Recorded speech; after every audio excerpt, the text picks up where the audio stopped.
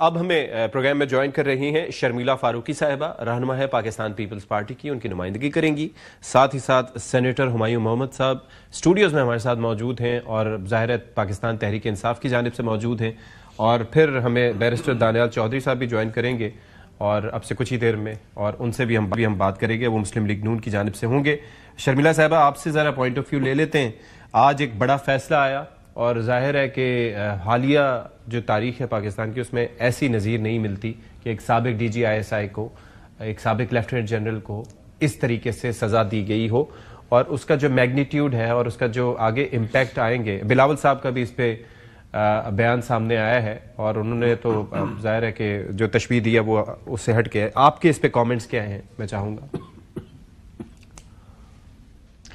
شکریہ ستی صاحب. دیکھیے جی، یہ انپریسیڈنٹڈ ایک معاملہ ہے، اور جس طریقے سے ایک 4 اسٹار جنرل کو قید بامشقت دی گئی ہے اور جس طرح کورٹ مارشل کیا گیا اور تمام اکاؤنٹس کے اوپر ان کو سزا ہوئی، بالخصوص جو پولیٹیکل ایفیلیشنز کے حوالے سے تھی، وہ بہت معنی خیز ہے.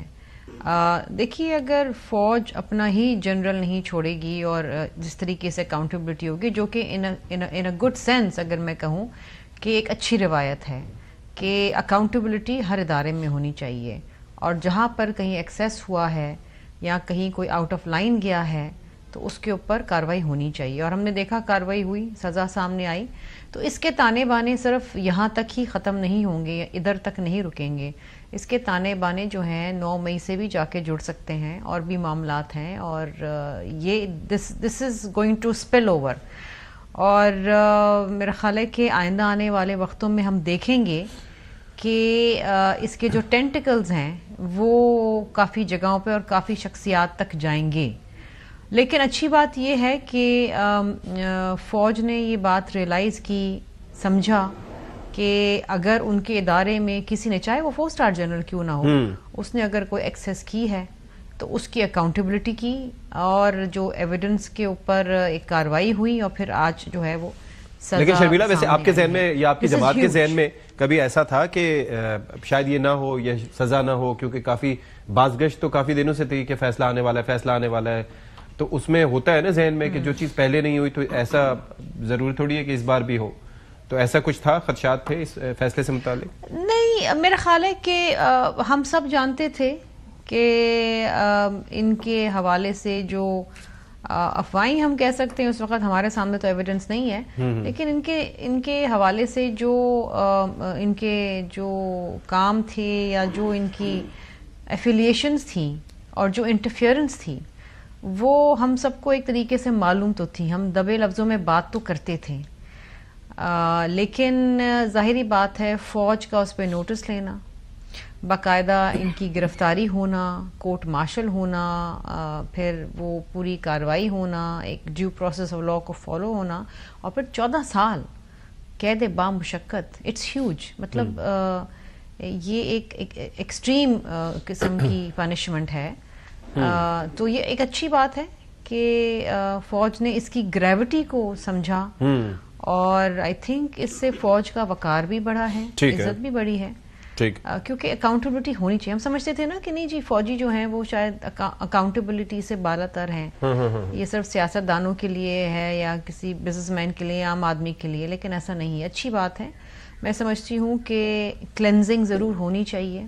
اگر کوئی کالے بھیڑے کسی بھی ادارے کے اندر ہیں تو ان کو باہر نکالنا چاہیے. بالکل ایسا ہی ہے. اچھا، مجھے اب شرمیلا صاحبہ یہ بتائیے کہ اب آپ کو یہ لگتا ہے کہ اس فیصلے کے بعد یا جس لیول کا یہ فیصلہ ہے اس کے بعد سیاست میں جو مداخلت کے دروازے تھے وہ بند ہو جائیں گے ہمیشہ کے لیے؟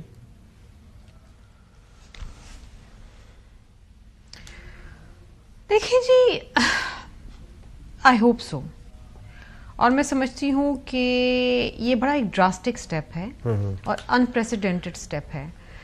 ہم اور آپ، ہم میں سے کوئی ایکسپیکٹ نہیں کر رہا تھا. پہلی بات تو یہ کہ جنرل فیض گرفتار ہوں گے، پھر ان کا کورٹ مارشل ہوگا، اور پھر کورٹ مارشل کے نتیجے میں اتنی سخت سزا ہوگی. وی ور ناٹ ایکسپیکٹنگ دس. ہم نے سوچا تھا کہ شاید چھوٹی موٹی کوئی چیز کر کے ان کی جو رینک ہے اس کو اسٹرپ کر دیا جائے گا یا سم تھنگ. لیکن اتنا سزا دینا، وہ کرنا، آئی تھنک فوج جو ہے اٹ مینس بزنس. یہ فوج کا ایک ادارہ ہے اور وہ یہ سمجھتے ہیں، اور جو کہ آئین میں بھی درج ہے، کہ سیاست میں فوج کا کوئی کردار نہیں ہونا چاہیے، کسی کو ایکسیس نہیں ملنی چاہیے یا کوئی ایسی ایفیلیشن نہیں ہونی چاہیے. جناب ہمایوں صاحب کہہ رہے تھے کہ ڈی جی آئی ایس آئی جو ہے وہ پرائم منسٹر کی آنکھ اور کان ہوتے ہیں. بالکل صحیح بات ہے، ہونے بھی چاہیے، دیٹ از دا وے. لیکن اس کا مطلب یہ نہیں ہے کہ آپ آؤٹ آف دا وے جا کے beyond your call of duty ایک سیاسی شخصیت کو یا ایک سیاسی جماعت کو سپورٹ کریں اور دوسری سیاسی جماعتوں کے کاسٹ پہ، اور پھر ایک پلاننگ ہو اور پروجیکشن ہو. اور میں سمجھتی ہوں کہ فیلڈ مارشل کی سربراہی میں فوج میں کافی درستگی آئی ہے، مزید آئے گی. اور آئی تھنک یہ جو ماضی کے ایکسیسز رہے ہیں، اور ہم نے دیکھا ہے اسٹیبلشمنٹ کی انٹرفیئرنس اور فیورٹزم یہ دیکھی ہیں. عمران خان کو کون نہیں جانتا کہ امپائر کی انگلی کا انتظار کرتے تھے اور کتنی پروکسیمٹی تھی ان کی. اینڈ دین میں ایگزامپل دیتی ہوں آپ کو سندھ اسمبلی کا. میں اس زمانے میں سندھ اسمبلی کے اندر ہوتی تھی، پی ٹی آئی کی 3 سیٹیں ہوتی تھی، 3 ایم پی اے، اور 2018 میں دے جمپ ٹو 33. مطلب 3 سے 6 ہو سکتی ہیں، چلیں 3 سے 9 ہو سکتی ہیں، 33 سیٹیں. ایسے لوگ جن کو خود نہیں پتا تھا وہ الیکشن لڑ رہے ہیں، اور لوگوں کو نہیں پتا تھا کس کو ووٹ دے رہے ہیں، لیکن وہ ایسے اس طریقے سے ان کے 33 ایم پی ایز آ گئے. اور یہی حال قومی اسمبلی کے اندر ہوا. تو یہ واز اگین ایک انپریسیڈنٹڈ. یہ آئی تھنک یہ پورا ایک پروسیس، ہم کہتے ہیں نا ایڈونچرزم، چل رہا تھا. اور پھر جب عمران خان وزیر اعظم بنے تو آپ کو پتا تھا کیا ہوتا تھا. پھر what was going on, we all knew. کوئی ڈھکی چھپی بات تو ہے نہیں. ٹھیک، تو آپ یہ امپریشن دے رہی ہیں کہ یہ جو سلسلہ چل رہا تھا یہ فیض حمید صاحب کے ڈی جی آئی بننے سے پہلے سے چل رہا تھا. تو ظاہر ہے کہ اس میں اور بھی لوگ ہوں گے جو انوالو ہوں گے، تو وہ اپنی جگہ بات ہے. میں ذرا یہ مجھے دیکھیں، وہ تو ڈی جی آئی ایس آئی جب بنے لیکن اس ادارے میں تو تھے نا. ہاں جی. And he was tipped to be D G I S I. Yes. تو ایک ظاہری بات ہے اکیلے شخص کا تو کام نہیں نا، ان کے ساتھ اور بھی کچھ لوگ ہوں گے نا. آئی کانٹ نیم، یا مجھے تو نہیں پتا کہ کیا ہے. اب ان کے خلاف ایویڈنس بھی آئی ہوں گی، ٹھیک ہے، گواہی بھی آئی ہوگی، ہمیں تو نہیں پتا نا کہ ایگزیکٹلی کیا ہے. جو بھی اندر کلوز ڈورز ہوا ہے، لیکن یہ ایک شخص تک نہیں رکے گا نا معاملہ. یہ معاملہ ایک شخص تک نہیں. ٹھیک ہے. اچھا ہمایوں صاحب، ان کے ساتھ کوآپریٹرز اور ابیٹرز ہوں گے نا. اچھا شرمیلا صاحبہ، اب آنے والے دنوں میں آپ کیا دیکھ رہی ہیں جو پی ٹی آئی کے مسائل ہیں، خاص طور پر اگر 9 مئی کے ساتھ اس چیز کو جوڑا جائے، جس طرح سے کہا جا رہا ہے کہ وہ ہوگا، پھر جس طرح سے اپنے لیے مشکلات فرام دا ٹاپ ہو رہی ہیں، جس طرح کے ٹویٹس یا جس طرح کے انٹرویوز وہاں پر دیے جا رہے ہیں، کیا لگ رہا ہے آپ کو فیوچر پاکستان تحریک انصاف کا؟ ستی صاحب، ایک تو مسئلہ یہ ہے کہ پی ٹی آئی اپنے اوپر خود مصیبتیں خود لاتی ہے. عمران خان کی ٹویٹ آپ دیکھ لیں، اس کے نتیجے میں D G I S P R کی پوری پریس کانفرنس آپ دیکھ لیں. پھر جس طریقے سے خیبر پختونخوا کے چیف منسٹر گفتگو کرتے ہیں، ان کا لب و لہجہ دیکھ لیں آپ. اس صوبے کے ایک چیز آپ سے یہاں پہ جاننا چاہوں گے شرمیلا صاحبہ، مجھے یہ بتائیے کہ جو آپ کے وہاں پر ارکان اسمبلی ہیں پی ٹی آئی کے ود ان دا اسمبلی، جن کے ساتھ آپ کو انٹریکشن کا موقع ملتا ہوگا، کیا ان کا مزاج بھی ایسا ہی ہے جو کہ ٹاک شوز میں نارملی پی ٹی آئی کے ہمارے دوستوں کا ہوتا ہے، یا اوپر سے ٹاپ لیڈرشپ کا ہوتا ہے، یا وہاں پر اسمبلی میں آپ لوگوں کے ساتھ ان کا بیانیہ تھوڑا مختلف ہوتا ہے یا بات چیت مختلف ہوتی ہے؟ نہیں، اس سے بدتر ہوتا ہے. ٹاک شو میں تو پھر بھی شاید کچھ لحاظ کر لیتے ہیں، لیکن وہاں پر اس سے بدتر ہوتا ہے. اچھا، ایک تو ان کے 2-4 جو بیچارے کیا میں کہوں، ڈیسنٹ کہوں، ریزنیبل جو لوگ ہیں، 2-4 کچھ ہمارے ساتھ کمیٹیز میں بیٹھتے ہیں،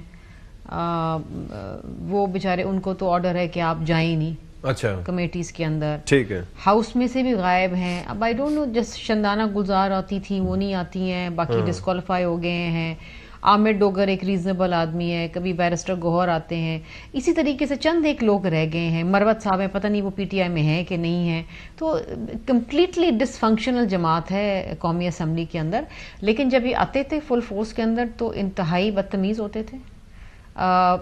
ہاؤس کی کارروائی کو صرف ابسٹرکٹ کرنے آتے تھے، کبھی کوئی کنٹریبیوٹ نہیں کیا، کوئی اپنی عوام کی بات نہیں کی، اپنے صوبے کی بات نہیں کی، کبھی کچھ نہیں کیا. خرم ایجنسی بند تھی فار گڈ 120 days، اور وہ روڈ بند ہونے سے بچوں کی اموات ہوئی, 126 بچوں کی اموات ہوئی, کھانا نہیں پہنچ سکا, ادویات نہیں پہنچ سکی. مجال ہے کہ ایک لفظ پی ٹی آئی کہ کسی ممبر نے وہاں پر قومی اسمبلی میں اٹھ کے اس کے اوپر جو ہے احتجاج کیا ہو یا فریاد کی ہو. تو جو کام اپوزیشن کا تھا وہ بھی پی ٹی آئی کرتی تھی, ایک کنسٹرکٹیو اپوزیشن کا. اور اب تو خیر they as good as no. ابھی بھی جو آتے ہیں, جو کچھ رہ گئے, چندے کے رہ گئے, وہ یہی آتے ہیں, کاغذ پھاڑتے ہیں, چلے جاتے ہیں, کاغذ پھاڑتے ہیں, چلے جاتے ہیں.